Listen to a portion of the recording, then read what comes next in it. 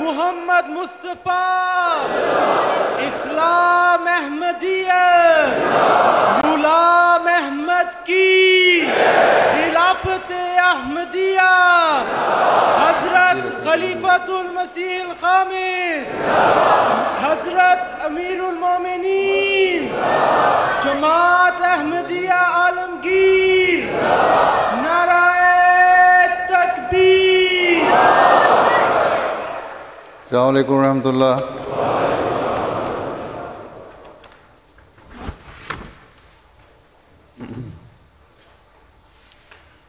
اشہد ان لا الہ الا اللہ وحدہ لا شریک لہ واشہد ان محمدا عبدہ ورسولہ اما بعد فاعوذ باللہ من الشیطان الرجیم بسم اللہ الرحمن الرحیم الحمد للہ رب العالمین الحمد للہ رب العالمین الرحمن الرحیم مالک یوم الدین ایاک نعبد و ایاک نستعین اہدنا الصراط المستقیم صراط الذین انعمت علیہم غیر المغضوب علیہم ولا الضالین۔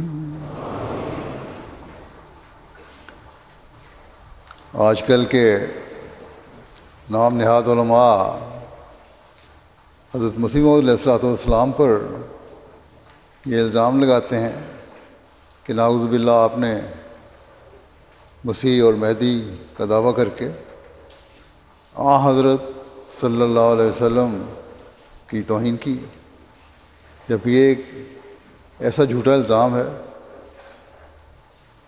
جس کی کوئی حقیقت نہیں، بے بنیاد ہے۔ اگر ان لوگوں میں ذرا بھی شرم اور حیا ہو تو آپ کے لٹریچر کو پڑھیں، غور کریں، دیکھیں آپ نے کیا فرمایا ہے اور اللہ تعالیٰ اس بارے میں کیا فرماتا ہے، حضرت صلی اللہ علیہ وسلم اس بارے میں کیا فرماتے ہیں۔ آپ کا تو اعلان ہی یہ ہے کہ میں نے جو کچھ پایا محمد صلی اللہ علیہ وسلم اور آپ کی برکت سے پایا، اور میرا دعویٰ تو عین حضرت صلی اللہ علیہ وسلم اور قرآن کریم کی پیش گوئیوں کے مطابق ہے۔ مجھے اللہ تعالیٰ نے اسلام کی اشاعت کے لیے مقرر کیا ہے اور میں احیاء دین کے لیے آیا ہوں۔ آخری زمانہ میں جس مسیح و مہدی کے آنے کی خبر حضرت صلی اللہ علیہ وسلم نے دی، اور جس شخص کے آنے کی خبر اللہ تعالیٰ نے دی، جس نے اسلام کی خوبصورت تعلیم کو دوبارہ دنیا میں ظاہر کر کے دنیا کو حضرت صلی اللہ علیہ وسلم کے جھنڈے تلے لانا تھا، میں تو اللہ تعالیٰ کے حکم سے وہی دعویٰ کرنے والا ہوں۔ میں نے اپنی طرف سے نہ کوئی نئی چیز بنائی ہے، نہ کوئی اختراع کیا ہے، نہ کوئی جھوٹا دعویٰ کیا ہے۔ آپ نے اعلان فرمایا کہ تم مجھے جھوٹا اور دکانداری چمکانے والا کہتے ہو۔ بتاؤ کیا مسلمانوں کی حالت یہ نہیں کہ ہر طرف سے ان میں بگاڑ پیدا ہو چکا ہے، مسلمانوں کی عملی حالت کمزور ہو چکی ہے، مخالف ہر طرف سے اسلام پر حملے کر رہا ہے۔ اس زمانے کے حالات کے بارے میں حضرت صلی اللہ علیہ وسلم اور قرآن کریم نے جو نشانیاں بتائی تھیں وہ پوری ہو رہی ہیں۔ عمومی طور پر دنیا خدا تعالیٰ سے دور ہوتی چلی جا رہی ہے۔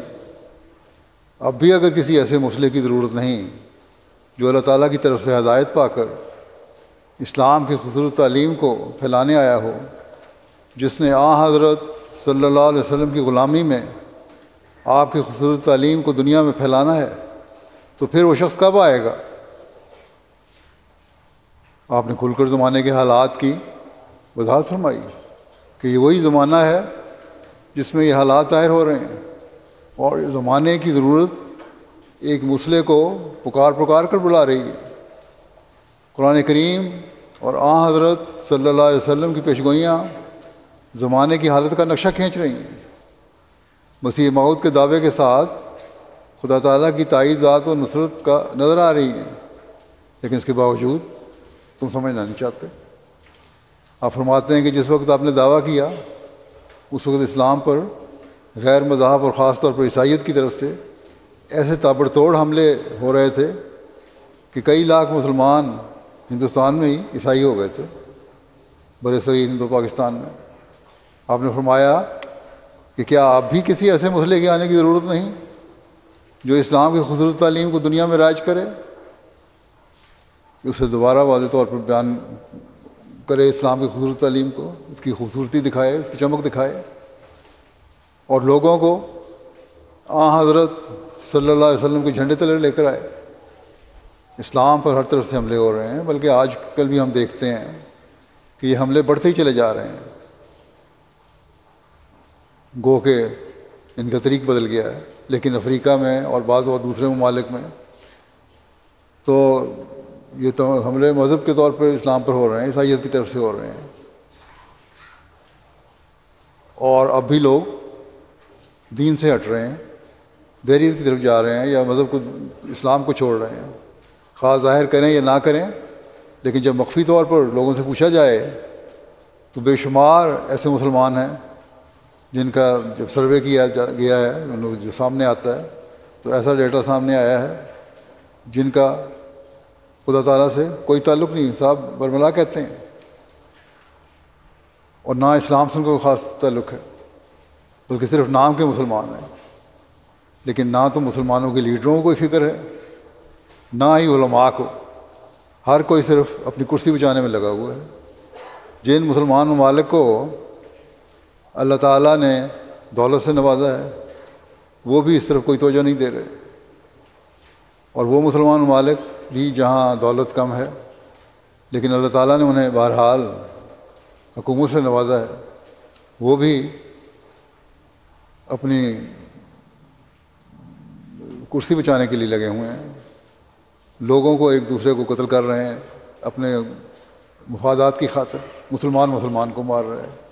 اسی لیے غیروں کو بھی ضرورت پیدا ہو رہی ہے کہ وہ مسلمانوں پر ظلم کرتے چلے جا رہے ہیں، اور یہی نظارے ہم ہر طرف آج کل دیکھ رہے ہیں۔ اب اخباروں میں خبریں پڑھیں تو دین کو بھول بیٹھے ہیں لوگ، تبلیغ کا درد کسی میں نہیں ہے، اللہ تعالیٰ کا پیغام دنیا میں پہنچانے اور لوگوں کو حقیقی مسلمان بنانے کی فکر نہیں ہے۔ اگر فکر ہے تو ایک شخص کو ہے اور تھی، اور اس نے اپنی جماعت میں یہ فکر قائم کی، لیکن اسے ماننے کو یہ تیار نہیں۔ اسی دور کا نقشہ کھینچتے ہوئے حضرت اقدس مسیح موعود علیہ السلام ایک جگہ فرماتے ہیں کہ اے مسلمانوں، جو اولو العزم مومنوں کے آثار باقیہ اور نیک لوگوں کی ذریت ہو، انکار اور بدظنی کی طرف جلدی نہ کرو، اور اس خوفناک وبا سے ڈرو جو تمہارے گرد پھیل رہی ہے، اور بے شمار لوگ اس کے دام فریب میں آ گئے ہیں۔ تم دیکھتے ہو کہ کس قدر زور سے دین اسلام کے مٹانے کے لیے کوشش ہو رہی ہے، کیا تم پر یہ حق نہیں کہ تم بھی کوشش کرو؟ اسلام انسان کی طرف سے نہیں کہ تا انسانی کوششوں سے برباد ہو سکے، مگر افسوس ان پر ہے کہ جو اس بے خونی کے لیے درپے ہیں، اور پھر دوسرا افسوس ان پر ہے جو اپنی عورتوں اور اپنے بچوں اور اپنے نفس کی عیاشیوں کے لیے تو ان کے پاس سب کچھ ہے، مگر اسلام کے حصے کا ان کی جیب میں کچھ بھی نہیں، اسلام کی عظمت کے لیے کچھ خرچ کرنے کو تیار نہیں، کچھ کوشش کرنے کو تیار نہیں۔ آپ فرماتے ہیں کاہلو، تم پر افسوس ہے کہ آپ تو تم علائے کلمہ اسلام اور دینی انوار کے دکھلانے کی کچھ قوت نہیں رکھتے، مگر خدا تعالیٰ کے قائم کردہ کارخانے کو بھی جو اسلام کی چمکار ظاہر کرنے کے لیے آیا ہے شکر کے ساتھ قبول نہیں کرتے۔ یعنی مسیح موعود نے جو دعویٰ کیا ہے، ان کو اللہ تعالیٰ نے اسلام کو چمکانے کے لیے بھیجا ہے، اسے قبول نہیں کر رہے بلکہ اس کی مخالفت کر رہے ہو۔ آج کل اسلام اس چراغ کی طرح ہے جو ایک صندوق میں بند کر دیا جائے، یا اس چشمہ شیریں کی طرح ہے جو خس و خشاک سے چھپا دیا جائے، جس سے تم فائدہ نہیں اٹھا سکتے۔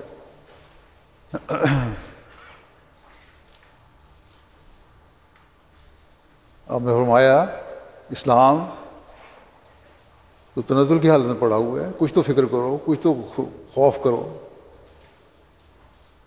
اس کا چہرہ، خوبصورت چہرہ عمومی طور پر مسلمانوں کی حالت دیکھ کر دکھائی نہیں دیتا۔ گزشتہ ایک سروے کروایا گیا تھا یہاں یو کے میں بھی، رپورٹیں یہاں آتی ہیں، تو یو کے میں سب سے زیادہ جن ہجرت کرنے والے امیگرینٹس کے خلاف یہاں کے لوگ ہیں وہ ان لوگوں کے خلاف ہیں جو مسلمان ہیں۔ اسلام کے متعلق ان میں غلط تصور پیدا کر دیا گیا ہے۔ کچھ تو لوگوں نے تصور پیدا کر دیا ہے جو یہاں آنے والے ہیں ان کے عمل بھی ٹھیک نہیں، اور کچھ بعض نام نہاد مسلمانوں کے لیڈر جو ہیں انہوں نے غلط تعلیم کی وجہ سے یہ تصور پیدا کر دیا ہے۔ اسلام مخالف لوگوں کا جواب ہمیشہ یہی ہوتا ہے کہ اسلام کی تعلیم تو شدت پسندی کی تعلیم ہے، اور یہ لوگ قانون کو توڑنے والے اور فساد پیدا کرنے والے اور اخلاقی قدروں کو پامال کرنے والے ہیں، یہ تصور قائم ہو گیا۔ مغربی دنیا اس لیے خلاف ہے کہ ان کو مسلمانوں میں اسلام کا صحیح نمونہ نظر نہیں آ رہا، جیسا کہ میں نے کہا۔ بس آپ فرماتے ہیں کہ مسلمانوں کا فرض تھا کہ اس کی محبوبانہ شکل دکھلانے کے لیے جان توڑ کوشش کرتے، اور مال کیا بلکہ خون کو بھی پانی کی طرح بہاتے، مگر انہوں نے ایسا نہیں کیا۔ وہ اپنی غایت درجے کی نادانی سے اس غلطی میں پھنسے ہوئے ہیں کہ کیا پہلی تالیفات کافی نہیں، جو کچھ لکھا گیا اسلام کے بارے میں، جو علم ہے ہمارے پاس وہ کافی ہے، جو پرانے علماء کہہ گئے ہیں۔ نہیں جانتے کہ جدید فسادوں کو دور کرنے کے لیے جو جدید پیرایوں میں ظاہر ہوتے جاتے ہیں، مدافعت بھی جدید طرز کی ضروری ہے۔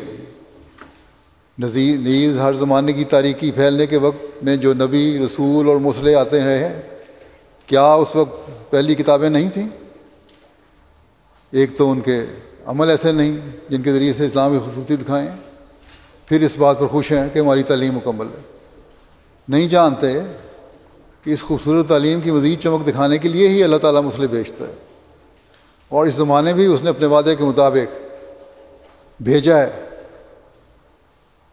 دوسرے بات یہ ہے کہ مخالفین کے جو اعتراضات ہیں وہ بھی نئی طرز کے ہیں، نئے پیرائے میں اعتراضات کیے جاتے ہیں۔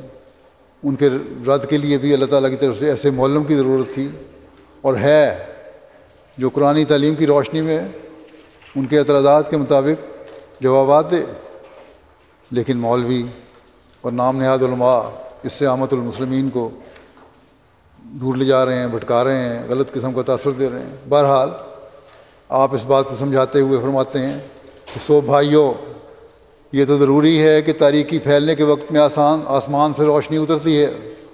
بعض بظاہر دین کی خدمت کا دعویٰ تو کرتے ہیں، لیکن جس طرح تعلیم دیتے ہیں وہ شدت کی تعلیم ہے۔ اسلام کی تعلیم تو پیار اور محبت سے پھیلانے کی تعلیم ہے، اور اس کے لیے اللہ تعالیٰ کے بھیجے ہوئے فرشتادوں کے ساتھ جڑنا ضروری ہے۔ آپ نے فرمایا کہ خدا تعالیٰ سورۃ القدر میں بیان فرماتا ہے، بلکہ مومنین کو بشارت دیتا ہے کہ ان کا کلام اس کا کلام اور اس کا نبی لیلۃ القدر میں آسمان سے اتارا گیا ہے، اور ہر ایک مصلح اور مجدد جو خدا تعالیٰ کی طرف سے آتا ہے وہ لیلۃ القدر میں ہی اترتا ہے۔ تم سمجھتے ہو کہ لیلۃ القدر کیا چیز ہے؟ لیلۃ القدر اس ظلمانی زمانے کا نام ہے جس کی ظلمت کمال کی حد تک پہنچ جاتی ہے، اس لیے وہ زمانہ بالطبع تقاضا کرتا ہے کہ ایک نور نازل ہو جو اس ظلمت کو دور کرے۔ اس زمانے کا نام بطور استعارہ کے لیلۃ القدر رکھا گیا، مگر در حقیقت یہ رات نہیں بلکہ ایک زمانہ ہے جو بوجہ ظلمت رات کا ہم رنگ ہے۔ نبی کی وفات یا اس کے روحانی قائم مقام کی وفات کے بعد جب 1000 مہینہ جو بشری عمر کے دور کو قریب الاختتام کرنے والا اور انسانی حواس کے الوداع کی خبر دینے والا ہے گزر جاتا ہے تو یہ رات اپنا رنگ جمانے لگتی ہے۔ تب آسمانی کارروائی سے ایک یا کئی مسلحوں کی پوشیدہ طور پر تخم ریزی ہو جاتی ہے جو نئی صدی کے سر پر ظاہر ہونے کے لیے اندر ہی اندر تیار ہو رہے ہوتے ہیں۔ اسی کی طرف اللہ جل شانہ اشارہ فرماتا ہے کہ لیلۃ القدر خیر من الف شہر، یعنی اس لیلۃ القدر کے نور کو دیکھنے والا اور وقت کے مسلح کی صحبت سے شرف حاصل کرنے والا اس 80 برس کے بوڑھے سے اچھا ہے جس نے اس نورانی وقت کو نہیں پایا۔ 1000 مہینہ 80-82 سال کی عمر بنتی ہے۔ فرمایا اگر ایک ساتھ بھی اس کو پا لیا ہے تو ایک ساتھ ان 1000 مہینوں سے بہتر ہے جو پہلے گزر چکے ہیں۔ کیوں بہتر ہے؟ اس لیے کہ اس لیلۃ القدر میں خدا تعالیٰ کے فرشتے اور روح القدر، روح القدس اس مسئلے کے ساتھ رب جلیل کے اذن سے آسمان سے اترتے ہیں، نہ عبث طور پر بلکہ اس لیے تا مستعد دلوں پر نازل ہوں اور سلامتی کی راہیں کھولیں، سو وہ راہوں کے کھولنے اور تمام پردوں کے اٹھانے میں مشغول رہتے ہیں یہاں تک کہ ظلمت غفلت دور ہو کر صبح ہدایت نمودار ہو جاتی ہے۔ ہم جماعت میں اللہ تعالیٰ کے فضل سے دیکھتے ہیں، جیسا کہ میں نے رپورٹ میں بھی ذکر کیا تھا کل، کہ سینکڑوں ہزاروں لوگ ہر سال احمدیت قبول کرتے ہیں، حضرت مسیح موعود علیہ السلام کی جماعت میں داخل ہوتے ہیں، حضرت صلی اللہ علیہ وسلم کی غلامی میں داخل ہوتے ہیں۔ ان کو جب ہدایت ملتی ہے تو قبول کرتے ہیں، ضد نہیں کرتے۔ بس ہر ایک کو چاہیے کہ ضد کرنے کے بجائے ان حالات پر غور کرے اور پھر دیکھے کہ اللہ تعالیٰ ہم سے کیا چاہتا ہے اور ہم اسلام کی خوبصورتی کس طرح ظاہر کر سکتے ہیں، اور اس کے لیے اس شخص کی تلاش کریں جس کو خدا تعالیٰ نے بھیجا ہے، اور مستعد دل بنیں۔ آپ نے فرمایا اے مسلمانوں، غور سے ان آیات کو پڑھو، کس قدر خدا تعالیٰ نے اس زمانے کی تعریف کس قدر خدا تعالیٰ اس زمانے کی تعریف بیان فرماتا ہے جس میں ضرورت کے وقت پر کوئی مسلح دنیا میں بھیجا جاتا ہے۔ یعنی انا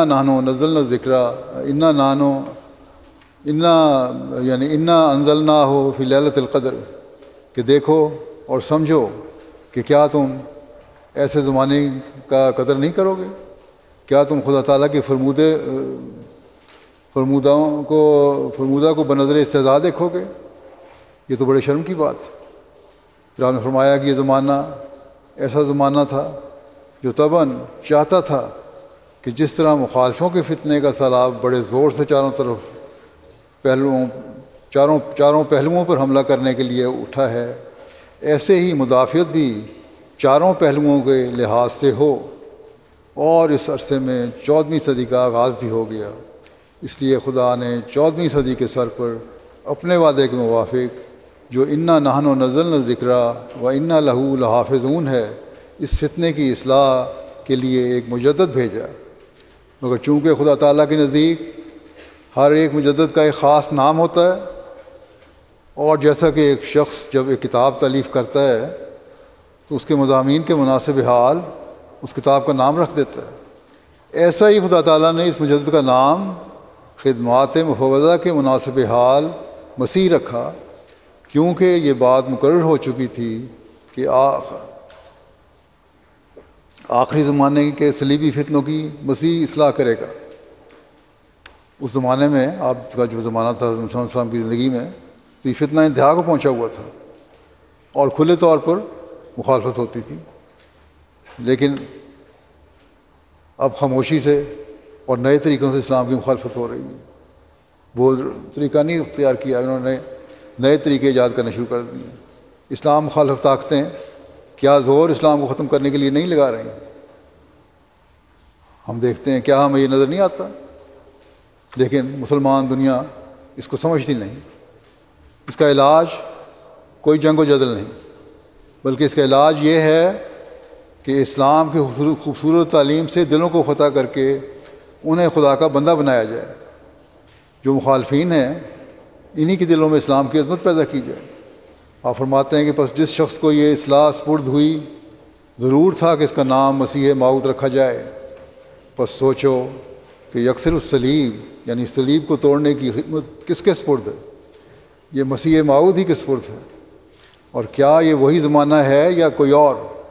سوچو، خدا تمہیں تھام لے۔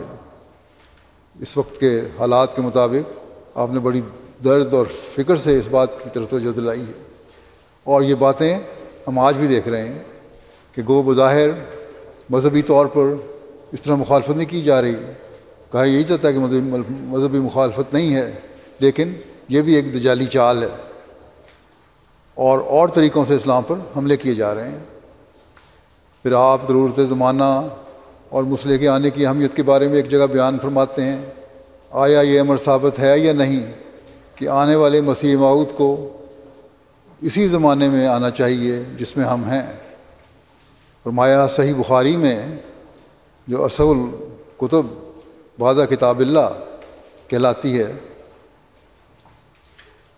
لکھا ہے کہ مسیح موعود کسر صلیب کے لیے آئے گا، اور ایسے وقت میں آئے گا جب ملک میں ہر ایک پہلو سے بے اعتدالیاں قول اور فعل میں پھیلی ہوئی ہوں گی۔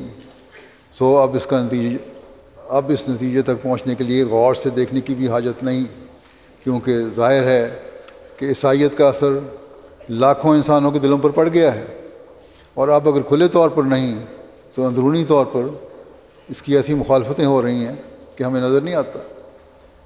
جس طرح میں نے ابھی کہا کہ کس طرح اسلام پر حملے ہو رہے ہیں، اور ملک آباد کی تعلیموں سے متاثر ہوتا جاتا ہے۔ سدھا آدمی ہر ایک خاندان میں سے نہ صرف دین اسلام سے ہی مرتد ہو گئے ہیں، بلکہ جناب سیدنا رسول اللہ صلی اللہ علیہ وسلم کے سخت دشمن بھی ہو گئے۔ مختلف اوقات میں جو ڈیٹا سامنے آتا ہے آج کل بھی، اس سے بھی ظاہر ہوتا ہے کہ ہر ملک میں لوگ شدت پسند ملاؤں کی حرکتوں کی وجہ سے اسلام کی تعلیم سے دور ہٹ رہے ہیں۔ اور آپ نے فرمایا کہ اسلام کی رد میں بے شمار کتابیں لکھی گئی ہیں، کئی کتابیں ایسی ہیں جو گالیوں سے پر ہیں، اور ان میں حضرت صلی اللہ علیہ وسلم اور اسلام کو گالیاں دی گئی ہیں۔ آپ نے فرمایا کہ اگر ہم دیکھیں تو گزشتہ 1300 سال میں ہمیں اس قسم کی مخالفت اور اسلام پر ایسے حملے نظر نہیں آتے جو آج کل اسلام کو مٹانے کے لیے کیے جا رہے ہیں۔ کتابیں شائع کی گئی ہیں، تقریریں کی گئی ہیں، دیگر کوششیں کی گئی ہیں، اور یہ سب کچھ اسی پیشگوئی کے مطابق ہے جو 13ویں صدی میں ہونا تھا، تبھی مسیح موعود نے آنا تھا۔ جو لوگ تاریخ سے واقف ہیں وہ جانتے ہیں کہ کس طرح آپ کے دعوے کے زمانے میں مسلمان دین چھوڑ کر تثلیث یا دہریت کی گود میں جا رہے تھے، بلکہ اب بھی نام نہاد پڑھا لکھا طبقہ عملی طور پر، جیسے میں نے پہلے بھی کہا ہے، اسلام سے دور ہٹ رہا ہے۔ بعض مجلسوں میں وہ اپنے آپ کو مسلمان کہلاتے ہوئے شرم محسوس کرتے ہیں۔ حضرت صلی اللہ علیہ وسلم اور قرآن کریم کی توہین میں کتابیں لکھی جا رہی ہیں، نعرے لگائے جا رہے ہیں۔ کیوں؟ اس لیے کہ ان میں اس کا جواب اسلام کی خوبصورت تعلیم پیش کر کے دینے کی طاقت نہیں ہے ان لوگوں میں جو نام نہاد علماء ہیں۔ یہ لوگ اسلام کی خوبصورت تعلیم کو خوبصورت کر کے کیوں نہیں دکھاتے؟ دعوے تو بڑے کرتے ہیں۔ اس لیے کہ یہ کام اللہ تعالیٰ نے اب اپنے بھیجے ہوئے کے سپرد کیا ہے، اور آپ کی جماعت کے سپرد کیا ہے کہ اس کا جواب دیں۔ بس آج ہر احمدی کی ذمہ داری ہے کہ اسلام کی خوبصورت تعلیم کو دنیا میں پھیلائے اور اپنے عمل سے بھی اس کو پھیلائے۔ بہرحال آپ فرماتے ہیں لہذا عقل سلیم اس بات کی ضرورت کو مانتی ہے کہ ایسے پرخطر زمانے کے لیے جس میں عام طور پر زمین میں بہت جوش مخالفت کا پھوٹ پڑا ہے اور مسلمانوں کی اندرونی زندگی بھی ناگفتہ بے حالت تک پہنچ گئی ہے، کوئی مسلح صلیبی فتنوں کی فروغ کرنے والا اور اندرونی حالات کو پاک کرنے والا پیدا ہو۔ اور 13ویں صدی کے پورے 100 برس کے تجربے نے یہ ثابت کر دیا ہے کہ ان زہریلی ہواؤں کی اصلاح جو بڑے زور سے چل رہی ہے اور عام وبا کی طرح ہر ایک شہر اور گاؤں سے کچھ نہ کچھ اپنے قبضے میں لا رہی ہے، ہر ایک معمولی طاقت کا کام نہیں، کیونکہ یہ مخالفانہ تاثیرات اور ذخیرہ اعتراضات خود ایک معمولی طاقت نہیں، بلکہ زمین نے اپنے وقت پر ایک جوش مارا ہے اور اپنے تمام زہروں کو بڑی قوت کے ساتھ اگلا ہے۔ اس لیے اس زہر کی مدافعت کے لیے آسمانی طاقت کی ضرورت ہے۔ تو فرمایا کہ اسی دلیل سے روشن ہو گیا کہ یہی زمانہ مسیح موعود کے ظہور کا زمانہ. یہ بات بڑی سریع الفہم ہے، جلد اور آسانی سے سمجھ آنے والی ہے، اس کو ایک بچہ بھی سمجھ سکتا ہے کہ جس حالت میں علت غائی مسیح کے آنے کی کثرت صلیب ہے، اور آج کل مذہب صلیب اس جوانی کی جوشوں میں ہے، جس سے بڑھ کر اسی قوتوں کی نشو و نما اور اس کے حملوں کی طریق ہیبت نما ہونا ممکن نہیں. تو پھر اگر اس وقت خدا تعالیٰ کی طرف سے اس کی مدافعت نہ ہوتی تو پھر اس کے بعد کس وقت کا انتظار ہے؟ آپ نے فرمایا 14ویں صدی میں سے 17 برس گزر گئے.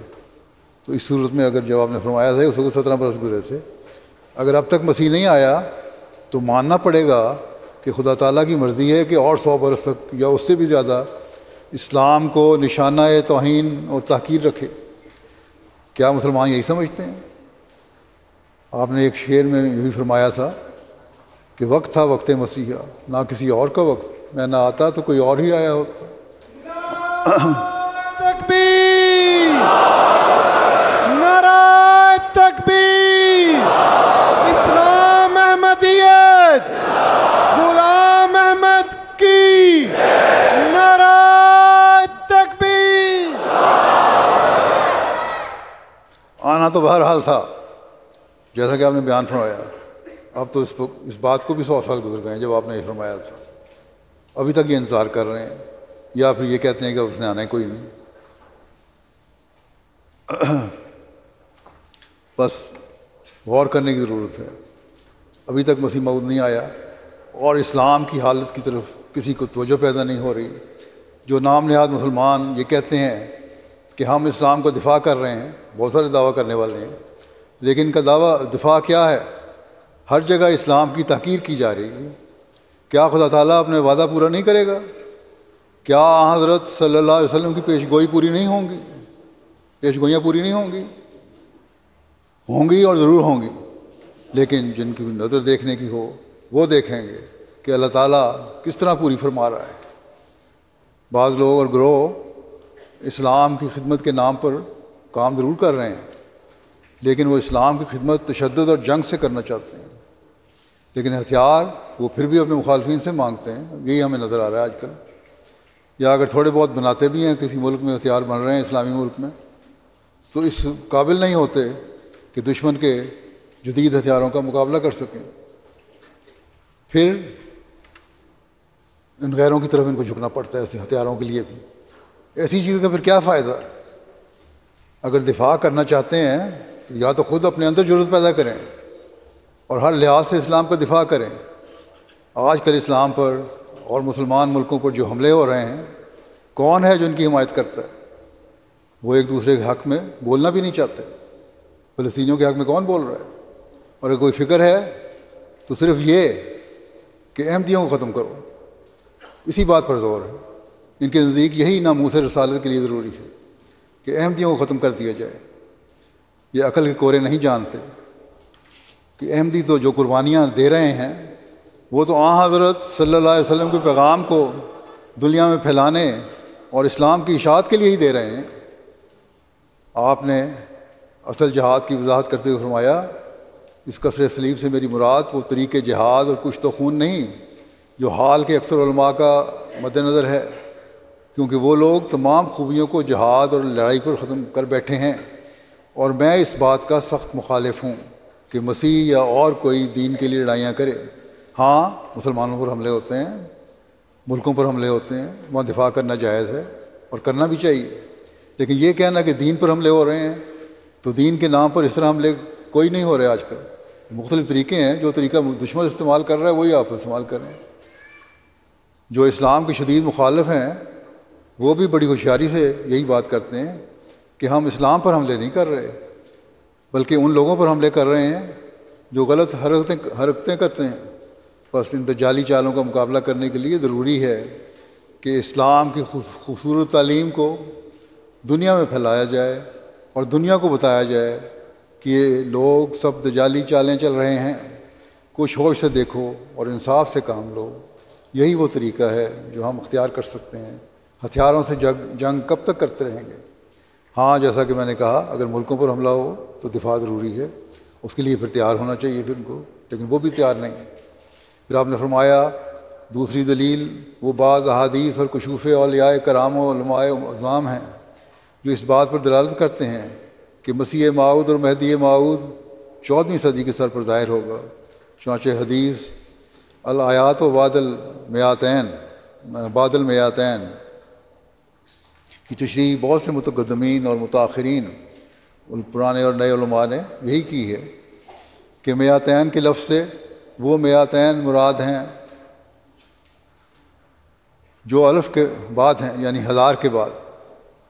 اسی طرح پر معنی اس حدیث کی یہ ہوئے کہ مہدی اور مسیح کی پیدائش جو آیات کبریٰ میں سے ہے 13ویں صدی میں ہوگی اور اس کا ظہور 14ویں صدی میں ہوگا۔ یہی معنی محققین علماء نے کیے ہیں اور انہی قرائن سے انہوں نے حکم کیا ہے، یہی فیصلہ کیا ہے کہ مہدی موعود کا 13ویں صدی میں پیدا ہو جانا ضروری ہے تا 14ویں صدی کے سر پر ظاہر ہو سکے۔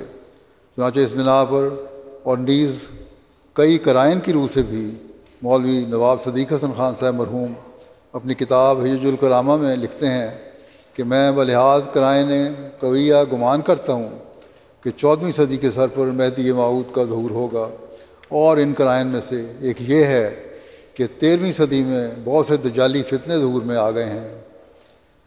اب دیکھو اس نامی مولوی نے، آپ فرماتے ہیں کہ دیکھو اس نامی مولوی نے جو بہت سی کتابوں کا مؤلف بھی ہے، کیسی صاف گواہی دے دی کہ 14ویں صدی میں ہی مہدی اور مسیح کے ظاہر ہونے کا وقت ہے، اور صرف اسی پر بس نہیں بلکہ اپنی کتاب میں اپنی اولاد کو وصیت بھی کرتا ہے کہ اگر میں مسیح موعود کا زمانہ نہ پاؤں تو تم میری طرف سے حضرت صلی اللہ علیہ وسلم کا السلام علیکم مسیح موعود کو پہنچا دو۔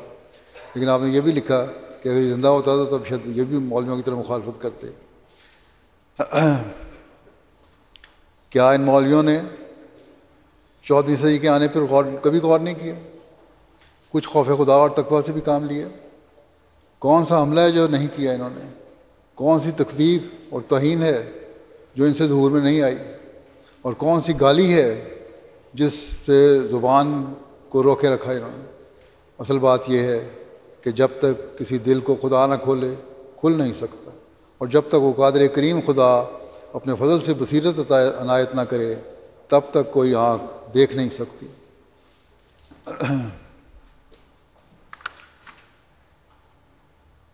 اب دار قطنی کی ایک حدیث کا حوالہ دیتے ہوئے فرماتے ہیں یہ اس بات پر دلالت کرتی ہے کہ مہدی موعود 14ویں صدی کے سر پر ظاہر ہوگا۔ وہ حدیث یہ ہے کہ انا لمہدینا آیتین، اس کا ترجمہ یہ ہے کہ ہمارے مہدی کے لیے 2 نشان ہیں۔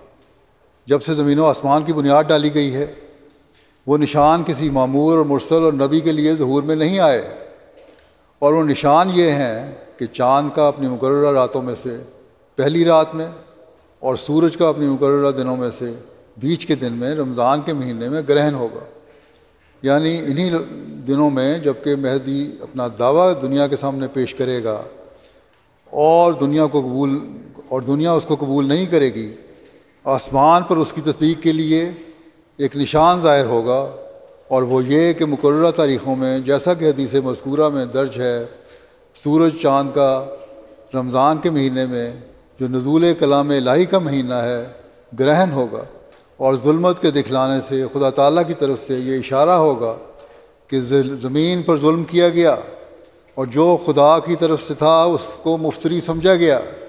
اب اس حدیث سے صاف طور پر 14ویں صدی متعین ہوتی ہے، کیونکہ خسوف جو مہدی کا زمانہ بتلاتا ہے اور مکذبین کے سامنے نشان پیش کرتا ہے وہ 14ویں صدی ہی میں ہوا ہے۔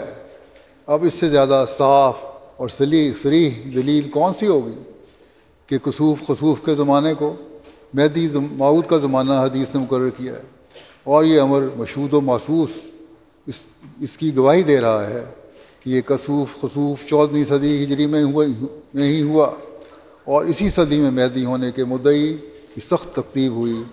پس ان قطعی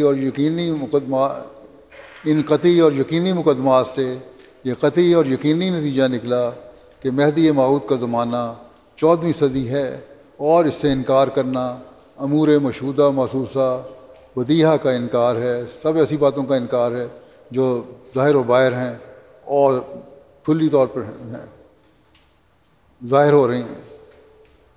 آپ نے فرمایا ایک جگہ کہ ان 1300 برسوں میں بتیرے لوگوں نے مہدی ہونے کا دعویٰ کیا، مگر کسی کے لیے یہ آسمانی نشان ظاہر نہیں ہوا، کہتے ہیں کہ جھوٹا ہے یہ۔ تو پھر جو پہلے دعوے کرتے رہے ہیں، پہلے بھی تو لوگ دعوے کرتے رہے ہیں، مجھے اگر تم جھوٹا کہہ رہے ہو تو پہلے بھی دعوے کرتے رہے ہیں، ان کے لیے یہ نشان ظاہر کیوں نہیں ہوا؟ میرے لیے نشان ظاہر ہوا، پھر بھی تم مجھے جھوٹا کہتے ہو۔ یہ تو آسمانی نشان تھا۔ جن بادشاہوں کو مہدی بننے کا شوق تھا ان میں بھی یہ طاقت نہ تھی کہ کسی ہیلے سے اپنے لیے رمضان کے مہینے میں خسوف و کسوف کرا لیتے۔ بے شک وہ لوگ کروڑ ہار روپیہ دینے کو تیار ہو جاتے۔ اگر کسی کی طاقت ہے، طاقت میں بجز خدا تعالیٰ کے ہوتا کہ ان کے دعوے کے ایام میں رمضان میں خسوف و کسوف کر دیتا۔ مجھے اس خدا کی قسم ہے جس کے ہاتھ میں میری جان ہے کہ اس نے میری تصدیق کے لیے آسمان پر یہ نشان ظاہر کیا ہے، اور اس وقت ظاہر کیا ہے جب کہ مولویوں نے میرا نام دجال اور کذاب اور کافر، بلکہ اکفر یعنی بہت بڑا کافر رکھا تھا۔ یہ وہی نشان ہے جس کی نسبت آج سے 20 برس پہلے براہین احمدیہ میں بطور پیش گوئی یہ وعدہ دیا گیا تھا کہ قل عندی شہادتم من اللہ فہل انتم مومنون، قل عندی شہادتم من اللہ فہل انتم مسلمون، یعنی ان کو کہہ دے کہ میرے پاس خدا کی ایک گواہی ہے، کیا تم اس کو مانو گے یا نہیں؟ پھر ان کو کہہ دے کہ میرے پاس خدا کی ایک گواہی ہے، کیا تم اس کو قبول کرو گے یا نہیں؟ یاد رہے کہ اگرچہ میری تصدیق کے لیے خدا تعالیٰ کی طرف سے بہت گواہیاں ہیں، اور 100 سے زیادہ ایسی پیش گوئیاں ہیں جو پوری ہو چکی ہیں اور جن کے لاکھوں انسان گواہ ہیں، مگر اس الہام میں اس پیش گوئی کا ذکر محض تخصیص کے لیے ہے، یعنی مجھے ایک ایسا نشان دیا گیا ہے جو آدم سے لے کر اس وقت تک کسی کو نہیں دیا گیا۔ غرض میں خانہ کعبہ میں کھڑا ہو کر قسم کھا سکتا ہوں کہ یہ نشان میری تصدیق کے لیے ہے، نہ کہ کسی ایسے شخص کی تصدیق کے لیے جس کی ابھی تکذیب نہیں ہوئی اور جس پر شعر، تکفیر، تکذیب اور تفسیق نہیں پڑھا گیا۔ اور اسی طرح میں خانہ کعبہ میں کھڑا ہو کر حلفاً کہہ سکتا ہوں کہ اس نشان سے صدی کی تعیین بھی ہو گئی ہے، کیونکہ جب کہ یہ نشان 14ویں صدی میں ایک شخص کی تصدیق کے لیے ظہور میں آیا تو متعین ہو گیا کہ حضرت صلی اللہ علیہ وسلم نے مہدی کے ظہور کے لیے 14ویں صدی ہی قرار دی تھی، کیونکہ جس صدی کے سر پر یہ پیش گوئی پوری ہوئی وہی صدی مہدی کے زمانے کے لیے ماننی پڑی تاکہ دعویٰ اور دلیل میں تفریق اور بہت پیدا نہ ہو۔ تکبیر! حضرت محمد مصطفیٰ، اسلام احمدیت، غلام احمد کی نعرہ تکبیر! آپ نے فرمایا کہ علماء اسلام کا پہلے یہی یقینی طور پر یہی عقیدہ تھا کہ مسیح موعود 14ویں صدی کے سر پر ظاہر ہوگا، اور اس پر آپ نے اپنی کتاب تحفہ گولریہ میں اور کتابوں میں بھی پیش گوئیوں کی تفصیل بھی لکھی ہے، جنہیں یہ لوگ بزرگ مانتے ہیں ان کی باتیں بھی لکھی ہیں، لیکن اس کے باوجود یہ لوگ مسیح موعود کو ماننے کے لیے تیار نہیں، جس کی ضرورت کا زمانہ خود اعلان کر رہا ہے۔ آپ فرماتے ہیں کہ اے بندگان خدا، آپ لوگ جانتے ہیں کہ جب امساک باران ہوتا ہے اور ایک مدت تک مینہ نہیں برستا تو آخر کا نتیجہ یہ ہوتا ہے کہ کنویں بھی خشک ہونا شروع ہو جاتے ہیں۔ بس جس طرح جسمانی طور پر آسمانی پانی زمین کی باتوں میں جوش پیدا کرتا ہے، اسی طرح روحانی طور پر جو آسمانی پانی ہے یعنی خدا کی وحی سفلی عقلوں کو تازگی بخشتی ہے۔ سو یہ زمانہ بھی اس روحانی پانی کا محتاج تھا، اور میں اپنے دعوے کی نسبت اس قدر بیان کرنا ضروری سمجھتا ہوں کہ میں عین ضرورت کے وقت خدا کی طرف سے بھیجا گیا ہوں۔ آج کل کے مسلمانوں کے حالات جو ہیں میں پہلے بھی ذکر کیا ہے کہ اس بات کا تقاضا نہیں کر رہے کہ کسی مسئلے کی ضرورت ہے، بلکہ خود یہ کہہ رہے ہیں پکار کر کہ کوئی مسئلہ آنا چاہیے جو اسلام کی ڈوبتی کشتی کو سنبھالے۔ لیکن جس کا دعویٰ ہے، جس کو اللہ تعالیٰ نے بھیجا ہے، جس کی پیش گوئیاں جس کے بارے میں پوری ہو رہی ہیں، اس کو ماننے کو تیار نہیں۔ آپ نے فرمایا اس وقت لوگ روحانی پانی کو چاہتے ہیں، زمین بالکل مر چکی ہے، یہ زمانہ ظہر الفساد فی البر والبحر کا مصداق ہو گیا ہے، فساد خشکی اور تری پر ظاہر ہو گیا ہے، ہر جگہ ظلمت اور ضلالت پھیل گئی ہے، خود غرضی زیادہ ہو گئی ہے، اور یہی ہم دیکھ رہے ہیں آج کل۔ کیا نظر نہیں آتا؟ کیا یہ ہر ایک کو نظر نہیں آ رہا؟ پھر بھی لوگ کہتے ہیں کہ یہ زمانہ نہیں آیا۔ آپ نے فرمایا کہ یہ زمانہ تو ظہر الفساد فی البر والبحر کا مصداق ہو گیا ہے، جنگل اور سمندر بگڑ چکے ہیں۔ جنگل سے مراد مشرک لوگ اور بحر سے مراد اہل کتاب ہیں، اس سے جاہل اور عالم بھی مراد ہو سکتے ہیں۔ غرض انسانوں کے ہر طبقے میں فساد واقع ہو گیا ہے، جس پہلو اور جس رنگ میں دیکھو دنیا کی حالت بدل گئی ہے، روحانیت باقی نہیں رہی اور نہ ہی اس کی تاثیریں نظر آتی ہیں۔ اخلاقی اور عملی کمزوریوں میں ہر چھوٹا بڑا مبتلا ہے، اور خدا پرستی اور خدا شناسی کا نام و نشان مٹتا ہوا نظر آتا ہے۔ اس لیے اس وقت ضرورت ہے کہ آسمانی پانی اور نور نبوت کا نزول ہو اور وہ مستعد دلوں کو روشنی بخشے۔ خدا تعالیٰ کا شکر کرو کہ اس نے اپنے فضل سے اس وقت اس نور کو نازل کیا ہے، مگر تھوڑے ہیں جو اس نور سے فائدہ اٹھاتے ہیں۔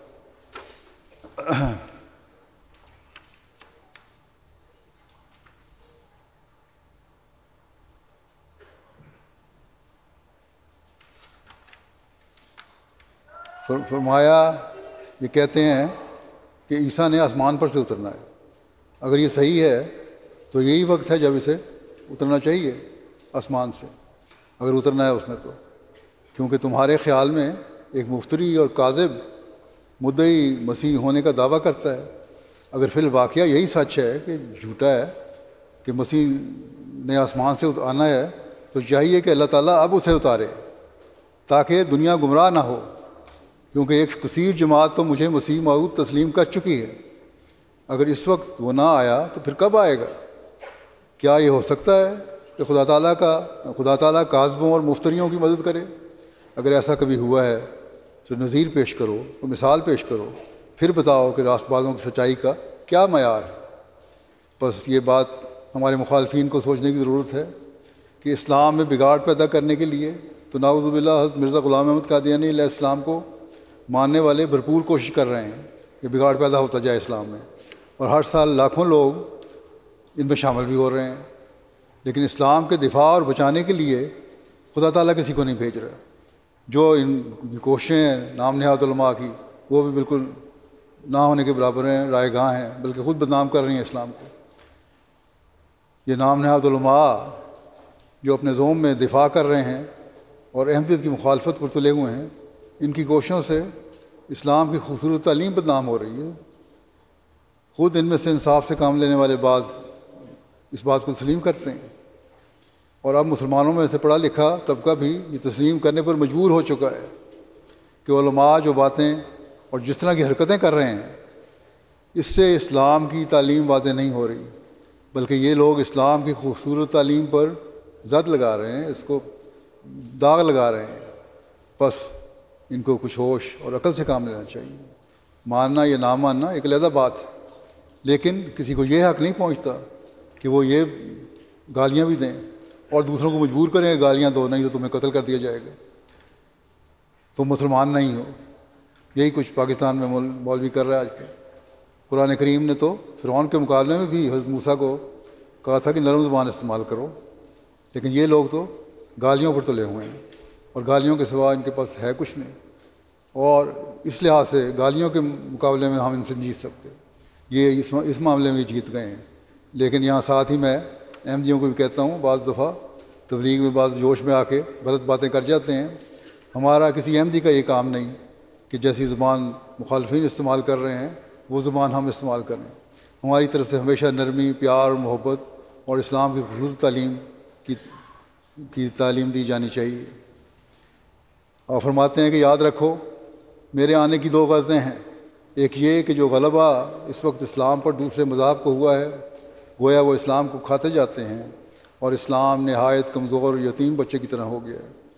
اس وقت خدا تعالیٰ نے مجھے بھیجا ہے تاکہ میں ادیان باطلہ کے حملوں سے اسلام کو بچاؤں، جو جھوٹے دین ہیں ان سے اسلام کو بچاؤں، اسلام کے پرزور دلائل اور صداقتوں کے ثبوت پیش کروں، اور وہ ثبوت علاوہ علمی دلائل کے انوار اور برکات سماوی ہیں جو ہمیشہ سے اسلام کی تائید میں ظاہر ہوتے رہے ہیں۔ اب تم کہتے ہو کہ زمانہ مسیح کو نہیں پکار رہا، زمانہ تو اسلام کی حالت اور دشمنوں کے حملے دیکھ کر خود پکار رہا ہے۔ فرمایا کہ ایسی حالت میں ضروری تھا کہ اسلام کا بول بالا کیا جائے، بس اس غرض کے لیے خدا تعالیٰ نے مجھے بھیجا ہے، اور میں یقیناً کہتا ہوں کہ اسلام کا غلبہ ہو کر رہے گا اور اس کے آثار ظاہر ہو چکے ہیں۔ ہاں، یہ سچی بات ہے کہ اس غلبے کے لیے کسی تلوار اور بندوق کی حاجت نہیں، اور نہ خدا نے مجھے ہتھیاروں کے ساتھ بھیجا ہے۔ جو شخص اس وقت یہ خیال کرے کہ وہ اسلام کا نادان دوست ہوگا۔ مذہب کی غرض دلوں کو فتح کرنا ہوتی ہے، اور یہ غرض تلوار سے حاصل نہیں ہوتی۔ حضرت صلی اللہ علیہ وسلم نے جو تلوار اٹھائی، میں بہت مرتبہ ظاہر کر چکا ہوں کہ وہ تلوار محض حفاظت خود اختیاری اور دفاع کے طور پر تھی، اور وہ بھی اس وقت جب مخالفین اور منکرین کے مظالم حد سے گزر گئے اور بے کس مسلمانوں کے خون سے زمین سرخ ہو چکی تھی۔ غرض میرے آنے کی غرض تو یہ ہے کہ اسلام کا غلبہ دوسرے ادیان پر ہو۔ دوسرا یہ کام ہے جو لوگ کہتے ہیں کہ ہم نماز پڑھتے ہیں اور یہ کرتے ہیں اور وہ کرتے ہیں، یہ صرف زبانوں پر حساب ہے۔ اس کے لیے ضرورت ہے کہ وہ کیفیت انسان کے اندر پیدا ہو جاوے جو اسلام کا مغز اور اصل ہے۔ میں تو یہ جانتا ہوں کہ کوئی شخص مومن اور مسلمان نہیں بن سکتا جب تک ابوبکر، عمر، عثمان، علی رضوان اللہ علیہم اجمعین کا سرنگ پیدا نہ ہو۔ وہ دنیا سے محبت نہ کرتے تھے، بلکہ انہوں نے اپنی زندگیاں خدا تعالیٰ کی راہ میں وقف کی ہوئی تھیں۔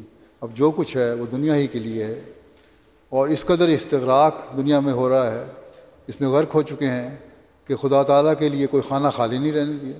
تو عام طور دنیا داروں میں دیکھ لیں، تجارت ہے تو دنیا کے لیے، عمارت ہے تو دنیا کے لیے، بلکہ نماز اور روزہ بھی اگر ہے تو وہ دنیا کے لیے، دنیا داروں کے قرب کے لیے تو سب کچھ کیا جاتا ہے، مگر دین کا پاس ذرا بھی نہیں ہے۔ ہر کوئی دیکھ سکتا ہے کہ یہ باتیں سچ ہیں، اور آج بھی سچ ہے۔ اب ہر شخص سمجھ سکتا ہے کیا اسلام کے اعتراف اور قبولیت کا اتنا ہی منشا تھا جو سمجھ لیا گیا، یا وہ بلند غرض ہے؟ میں تو یہ جانتا ہوں کہ مومن پاک کیا جاتا ہے اور اس میں فرشتوں کا رنگ ہو جاتا ہے۔ جیسے جیسے اللہ تعالیٰ کا قرب بڑھتا جاتا ہے، وہ خدا تعالیٰ کا کلام سنتا اور اس سے تسلی پاتا ہے۔ اب تم میں سے ہر ایک اپنے دل میں سوچ لے کہ کیا یہ مقام اسے حاصل ہے، وہ مسلمان ہوں یا احمدی ہوں۔ سب کو یہ سوچنا چاہیے کہ کیا یہ مقام ہمیں حاصل ہے، اور ہمیں تو خاص طور پہ اس بارے میں غور کرنا چاہیے۔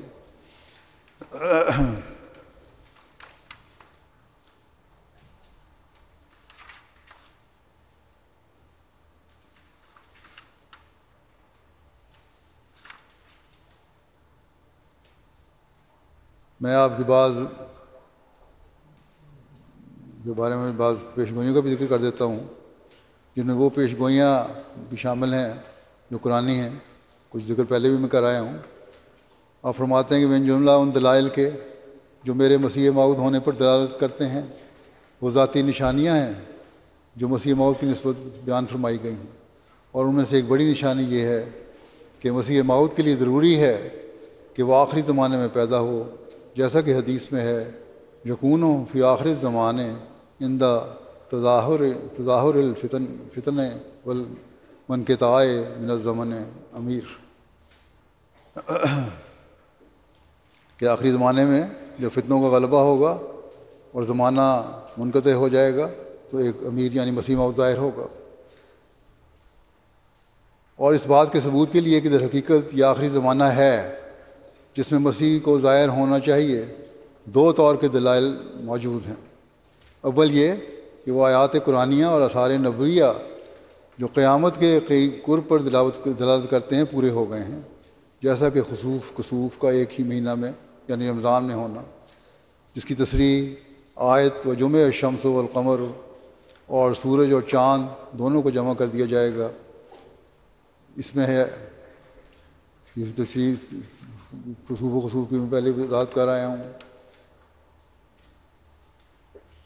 پھر آپ نے فرمایا کہ ستاروں کو متواتر ٹوٹنا، یہ اللہ تعالیٰ نے لکھا ہے، جیسا کہ آیت واحد الکواکب کواکب انتصرت سے ظاہر ہے، یعنی جب ستارے جھٹ جائیں گے، ہدایت والے کم ہو جائیں گے، اور نام نہاد علماء جو دین میں بگاڑ پیدا کرنے والے ہیں زیادہ ہو جائیں گے۔ چنانچہ آج کل ہم یہی کچھ ہوتا دیکھ رہے ہیں، اور ان ستاروں کی اصل روشنی تو ختم ہو چکی ہے، علماء تو صرف نام کے علماء ہیں۔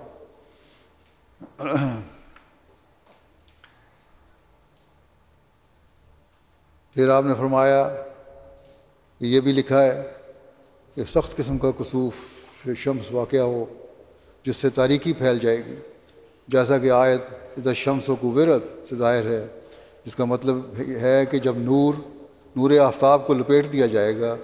یہ اس عارضی ذوف کی طرف اشارہ ہے جو مسلمانوں پر آنے والا تھا۔ حضرت صلی اللہ علیہ وسلم ہی وہ سورج ہیں جن کی روشنی دنیا میں پھیلی ہے۔ اس میں بتایا گیا ہے کہ آپ کی تعلیم پر پردہ پڑ جائے گا، آپ کی عظمت لوگوں کے دلوں سے مٹ جائے گی یا کم ہو جائے گی۔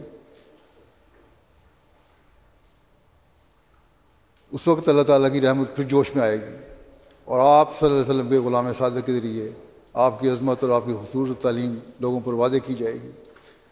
قرآن کریم پر غور کریں تو یہ مطلب پتہ لگے گا، نہ کہ صرف ظاہری معنوں پہ غور کرتے ہیں لوگ۔ پھر یہ کہ جو لوگ وحشی، اراذل اور اسلامی شرافت سے بے بہرہ ہیں، ان کا اقبال چمک اٹھنا، جیسا کہ آیت واعظ الوحوش و عشرت مترشح ہے، یعنی یہ اسلامی شرافت سے بے بہرہ ہیں اور وحشی لوگ ہیں، ان کا اقبال چمک اٹھے گا، یعنی وحشی اکٹھے کیے جائیں گے علاوہ جانوروں کے اکٹھا کرنے کی۔ یہ بھی ایک بات ہے، مطلب ہے اس کا کہ نام نہاد انسانوں کی وحشیانہ حرکتیں دوبارہ سامنے آ رہی ہیں۔ کہتے یہی ہیں کہ ہم بڑے پڑھے لکھے اور بڑے ترقی پسند ہیں، لیکن ہیں وحشی۔ کیا ان کی حرکتیں وحشیانہ نہیں ہیں؟ بڑے اپنے آپ کو اونچا سمجھ رہے ہیں، اپنے آپ کو بڑا ترقی یافتہ سمجھ رہے ہیں۔ ایسے وقت میں ایک مرد خدا کی ضرورت ہے جو ان کو صحیح راستے پر چلائے، اور یہی وہ زمانہ ہے جب ہم دیکھ رہے ہیں کہ کس طرح وحشی لوگ علم، عقل اور ترقی کے نام پر اکٹھے ہو رہے ہیں، وحشیانہ حرکتیں کر رہے ہیں، ایک دوسرے کی تباہی کا ذریعہ بن رہے ہیں۔ اس سے زیادہ اور کیا دلیلیں ہوں گی جو ہمیں سامنے ظاہر ہو رہی ہیں۔ پھر آپ نے فرمایا کہ کتابوں اور رسالوں اور خطوط کا ملک میں شائع ہونا، اللہ تعالیٰ فرماتا ہے یہ آیت میں کہ وہ صحف و نشرت، اس سے ظاہر ہے کہ جب کتابیں پھیلا دی جائیں گی، اشاعت زیادہ ہو جائے گی، میڈیا اور نشر و اشاعت کے سامان بے شمار ہوں گے، اور آج یہ چیز مسیح موعود علیہ السلام کے زمانے میں بھی بہت زیادہ بڑھ گئی ہے اور اسی کو قائم ہو رہا ہے۔ اور یہ ذرائع برائیاں پھیلانے والے ہیں، ان برائیوں کو روکنے کے لیے تو مسیح موعود نے آنا تھا، لیکن اللہ تعالیٰ کے فضل سے انہی ایجادات سے مسیح موعود کی جماعت بھی فائدہ اٹھا رہی ہے، اور نیکیاں بھی اس ذریعے سے نشر ہو رہی ہیں۔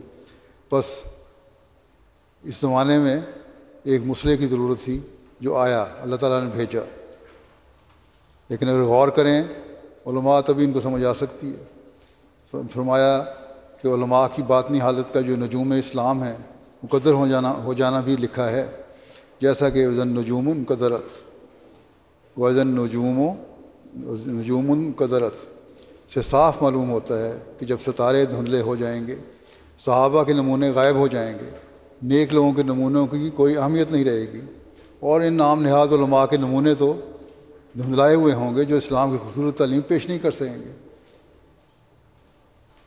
کیا یہ سب کچھ جو ظاہر ہو رہا ہے آج کل ہمیں نظر آ رہا ہے، ان کے اثر کو مٹانے کے لیے، اسلام کی چمک دکھانے کے لیے کسی مسئلے کی ضرورت نہیں تھی؟ پھر فرمایا کہ بدعتوں اور ضلالتوں اور ہر قسم کے فسق و فجور کا پھیل جانا بھی ہے اس زمانے میں، جیسا کہ آیت اذا السماء انشقت سے مفہوم ہے، یعنی جب آسمان پھٹ جائے گا، آسمانی نشان ظاہر ہوں گے، جیسا کہ سورج گرہن، دمدار ستارہ، آفات وغیرہ سب ظاہر ہو رہے ہیں آپ کی نشانی میں۔ یہ نشان آپ کے دعوے کے ساتھ ظاہر ہوئے، اس فسق و فجور کے پھیلنے کی وجہ سے اللہ تعالیٰ کی قدرت بھی کام کر رہی ہے، اور آفات بھی ظاہر ہو رہی ہیں۔ یہ تمام علامتیں قرب قیامت کی ظاہر ہو چکی ہیں، اور دنیا پر ایک انقلاب عظیم آ گیا ہے۔ اور جب خود حضرت صلی اللہ علیہ وسلم کا زمانہ قرب قیامت کا زمانہ ہے، جیسا کہ آیت اقتربت الساعۃ وانشق پنشق القمر سے سمجھا جاتا ہے۔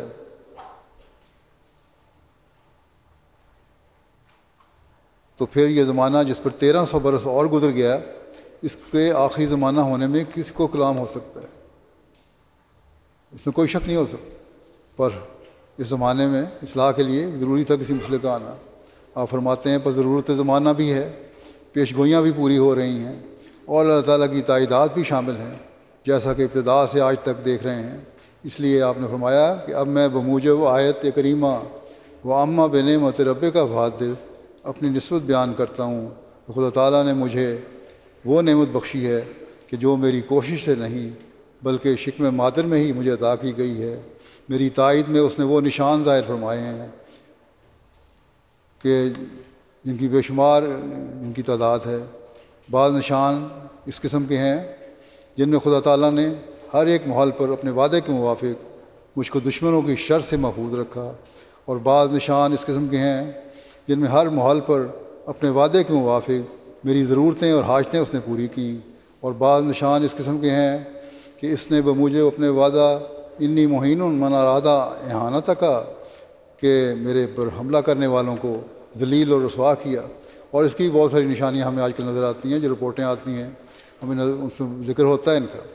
بعض مانے نہ مانے اور بعض اس سے عبرت حاصل کرتے ہیں، دوسروں کو اس سے فائدہ پہنچ رہا ہے، اور بعض نشان اس قسم کے ہیں جو مجھ پر مقدمہ دائر کرنے والوں پر اس نے اپنی پیشگوئیوں کے مطابق مجھ کو فتح دی، اور بعض نشان اس قسم کے ہیں جو میری مدت بعثت سے پیدا ہوتے ہیں، کیونکہ جب سے دنیا پیدا ہوئی یہ مدت دراز کسی کاذب کو نصیب نہیں ہوئی، اور بعض نشان زمانے کے حالات کے دیکھنے سے پیدا ہوتے ہیں، یعنی یہ کہ زمانہ کسی امام کے پیدا ہونے کی ضرورت تسلیم کرتا ہے۔ اس کی نشانیاں بہت ساری میں بیان کر آیا ہوں۔ اور بعض نشان اس قسم کے ہیں کہ جن میں دوستوں کے حق میں میری دعائیں منظور ہوئیں، اور بعض نشان اس قسم کے ہیں جن میں شریر دشمنوں پر میری بد دعا کا اثر ہوا، اور بعض نشان اس قسم کے ہیں کہ میری دعا سے بعض خطرناک بیماروں نے شفا پائی اور ان کی شفا کی پہلے سے خبر دی گئی، اور بعض نشان اس قسم کے ہیں جو میرے لیے اور میری تصدیق کے لیے عام طور پر خدا نے حوادث ارضی یا سماوی ظاہر کیے، اور بعض نشان اس قسم کے ہیں جو میری تصدیق کے لیے بڑے بڑے ممتاز لوگوں کو جو مشاہیر فقراء میں سے تھے خوابیں آئیں، اور آن حضرت صلی اللہ علیہ وسلم کو خواب میں دیکھا، جیسے سجادہ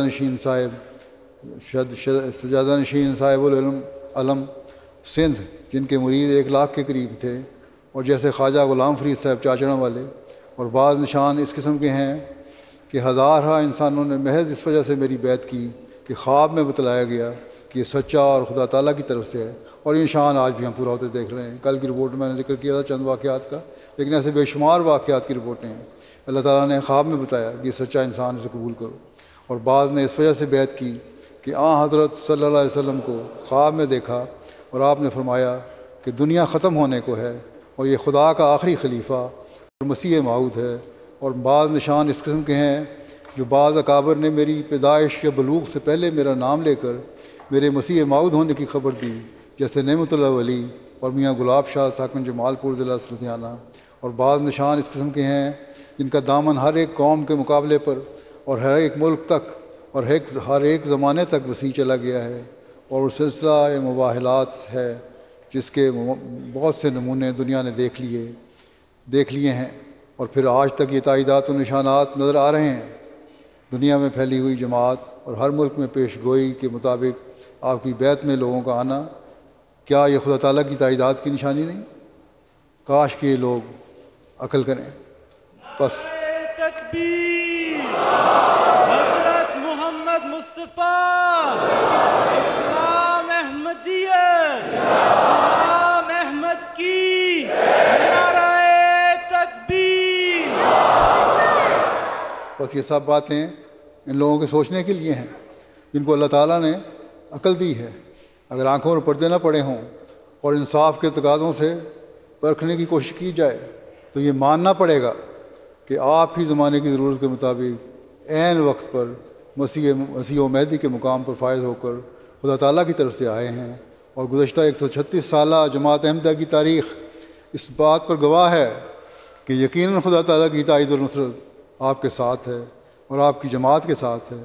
آج دنیا کے ہر کونے اور ہر ملک میں جماعت کا قیام، اسلام کی تبلیغ کا کام، لوگوں کا اسلام کی طرف مائل ہونے کا رجحان، جیسا کہ میں نے کل کی رپورٹ میں ذکر کیا تھا، لوگوں کو خدا تعالیٰ کی طرف سے رہنمائی، قرآن کریم کی اشاعت اور اسلام کی خوبصورت تعلیم کو ہر جگہ پہنچانے کا نظام اللہ تعالیٰ کے فضل سے، اللہ تعالیٰ کے فضل کے بغیر ممکن نہیں۔ اب مخالفین چاہے ہزار کوششیں کر لیں، یہ سلسلہ اللہ تعالیٰ کی تائید و نصرت سے پھیلتا ہی چلا جائے گا اور چلا جا رہا ہے۔ اور تکبیر! حضرت محمد مصطفیٰ!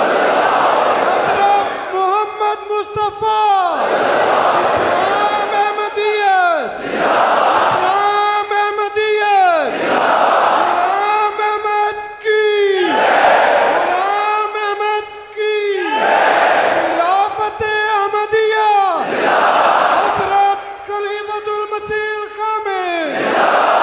نعرہ تکبیر! لیکن ساتھ ہی یہ ہم پر بھی بہت بڑی ذمہ داری عائد کرتا ہے کہ صرف حضرت مسیح موعود علیہ الصلوۃ والسلام کو ماننے یا نعرے لگانے سے ہم اپنا مقصد نہیں پا سکتے۔ ہمیں بھی اپنی حالتوں کو اللہ تعالیٰ اور اس کے رسول صلی اللہ علیہ وسلم کی تعلیم کے مطابق ڈھالنے اور ان پر عمل کرنے کی ضرورت ہے۔ جب ہم اپنے اندر حقیقی انقلاب پیدا کریں گے تب ہی ہم حضرت مسیح موعود علیہ الصلوۃ والسلام کے حقیقی مددگار بن سکیں گے اور حقیقی مددگار بن کر دنیا کو اسلام کی آغوش میں لانے والے بن سکیں گے، خدا تعالیٰ کی وحدانیت کو دنیا میں قائم کرنے والے بن سکیں گے اور دنیا کو حضرت صلی اللہ علیہ وسلم کے جھنڈے تلے لانے والے بن سکیں گے۔ خدا تعالیٰ ہمیں اس کی توفیق عطا فرمائے۔ دعا کر لیں، دعا کر لیں۔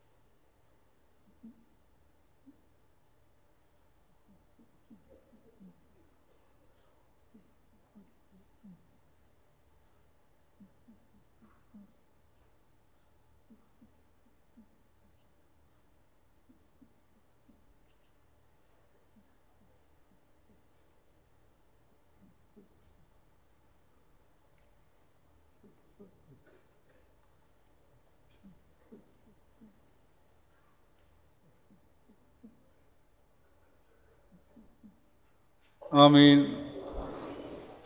نعرہ تکبیر! حضرت محمد مصطفیٰ! اسلام احمدیت! غلام احمد کی! خلافت احمدیہ!